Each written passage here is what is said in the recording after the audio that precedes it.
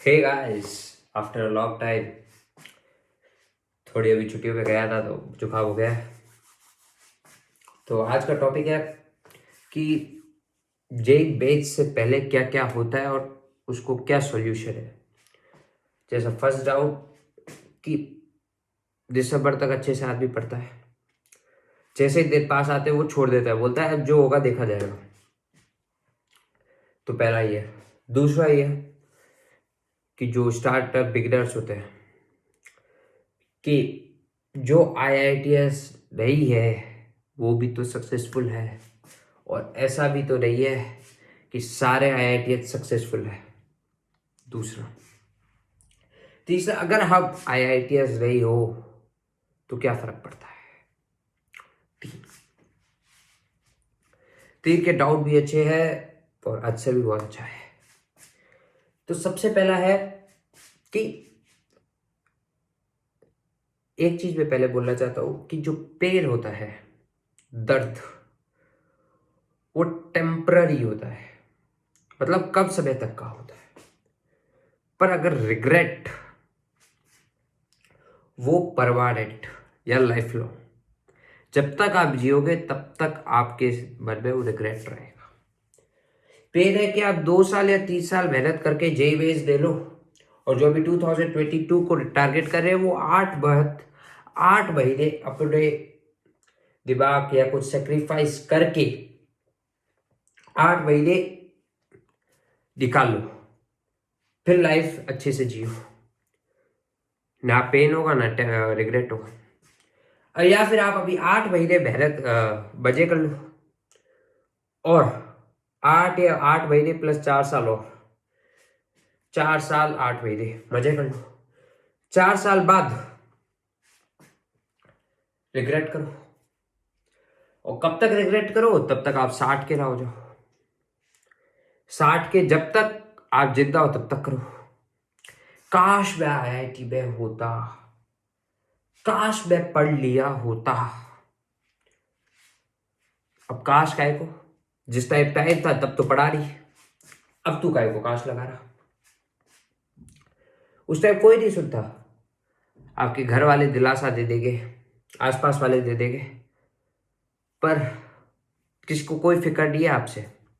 कोई भी हो, घर में फर्क पड़ेगा, बाकी और जो भी बाहर का है, जो आपका दोस्त है, उसको कोई फर्क नहीं पड़ेगा, आपका हो या ना हो।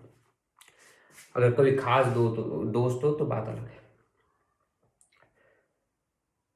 तो पहली, तो अभी जो दिसंबर में आके छोड़ देते हैं कि अब 1 महीना है, जो होगा देख जाएगा, मुझसे पढ़ाई नहीं संभली जा रही है, तो फिर पहले भाई इतने साल मेहनत की क्यों, तब आपको ये 1 महीना छोड़ने था। 1 महीना छोड़ो मत, 1 महीना और दब के करो कि बे को आगे जाके रिग्रेट ना हो। रिग्रेट सबसे बेकार चीज है। पेन अपन सहन कर लेंगे, अपने पास ऑप्शन है, रिग्रेट में कोई ऑप्शन नहीं है। ठीक है, तो इसका आंसर मिल गया कि इस टाइम छोड़ने से अच्छा बल्कि ज्यादा मेहनत करके पढ़ो। था थोड़ा जेनवन, जैसे ही आपने अपना फर्स्ट अटेम्प्ट दे दो उसके बाद थोड़ी रेस्ट ले लो 5-6 दिन के लिए, वो भी बहुत होता है, बल्कि कभी लो जितने में आप रिफ्रेश हो जाओ कि वापस लग सको।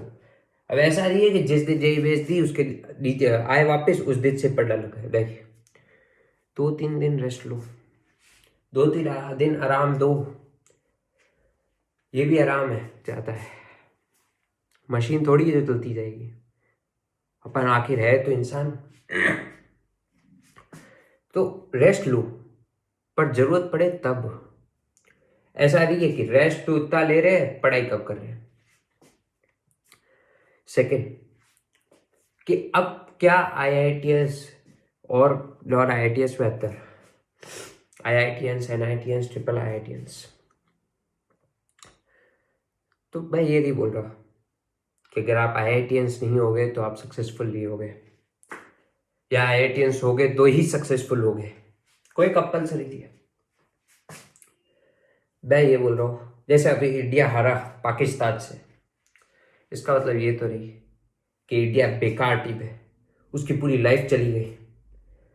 पूरा इंडिया की टीम अब कहीं आगे खेल भी नहीं सकती, कभी बढ़िया नहीं कर सकती। उनका पूरा कैरियर चला गया। ऐसा तो नहीं हुआ ना।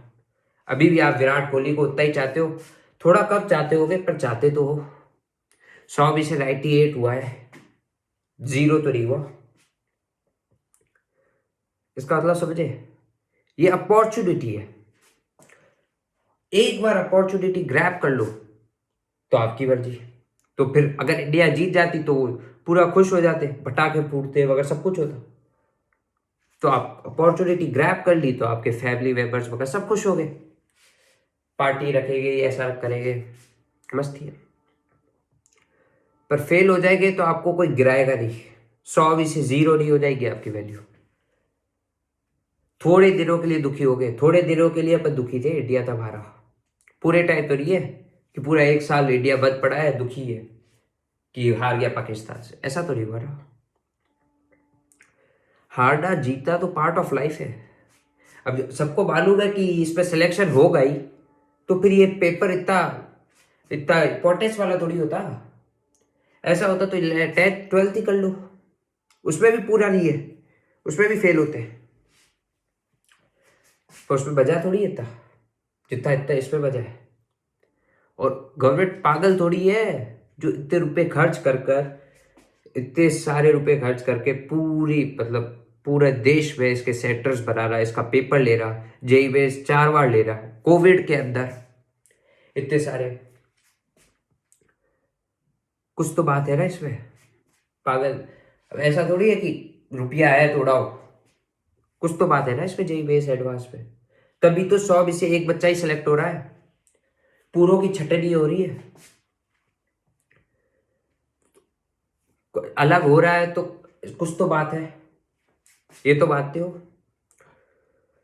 इसके बाद लाइफ खत्म नहीं होगी, बस ये है कि आपसे एक अपॉर्चुनिटी चली गई। अब दूसरी बात, जानबूझकर छोड़ी या मेहनत करने के बाद छोड़ी। अगर सपोज करो इंडिया जानबूझकर हार जाए तो कैसा लगेगा। तो 100 में से विराट कोहली की 50 40 30 तक आ जाएगी, 30। पर मेहनत करके हारी तो 100 में से 98। इसका मतलब समझे, अगर आप जानबूझकर मतलब पहले ही हार मान लोगे या फिर बिना पढ़े जाओगे तो पक्की हार है। तो आप जानबूझकर हारे हो, जानबूझकर दोनों में अपॉर्चुनिटी जाएगी, पर जानबूझकर हारोगे तो बात अलग है, जैसे समझाया है। और मेहनत करके हारोगे तो बात अलग है। जानबूझकर हारोगे तो ना तो आपको सब्जेक्ट का नॉलेज है, ना आपने मेहनत की, कुछ भी नहीं है। पर अगर आपने मेहनत की और बाद उस दिन आपका दिन नहीं था, मतलब वो दिन आपके लिए अच्छा नहीं था, आपको बुखार हो गई, खांसी होगी, कुछ हो गया, वो आपके हाथ में नहीं था, बट वो जो पढ़ा हुआ, वो मेहनत की हुई, वो का यूटिलाइज होगी। आप दूसरे बच्चों को पढ़ा सकते हो, दूसरों बच्चों की हेल्प कर सकते हो IITS बनने में, दूसरे बच्चों को गाइड कर सकते हो कि मेरा तो इस टाइम ऐसा हो गया था, तुम ये केयर करना। बट अगर जानबूझकर हारोगे तो आप कुछ भी नहीं कर सकते। तो ये अंतर आपको समझ आ गया होगा, एक जानबूझकर हारना और एक मेहनत करने के बाद हारना।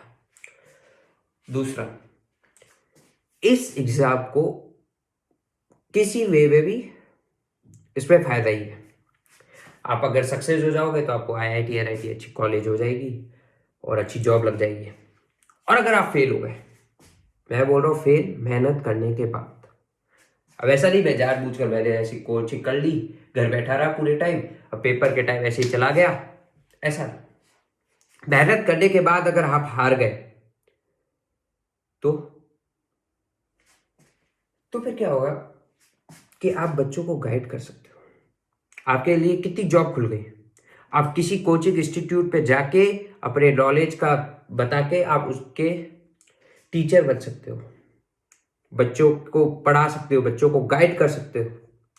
एक ये, दूसरा आपको मेहनत करने की क्षमता आ जाएगी।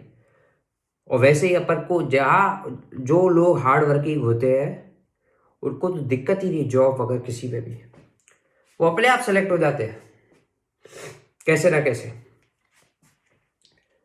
तो ऐसा भी नहीं है कि जेई बेस अगर आप फेल हो गए तो कोई दिक्कत है, नहीं, दोनों जगह फायदा है।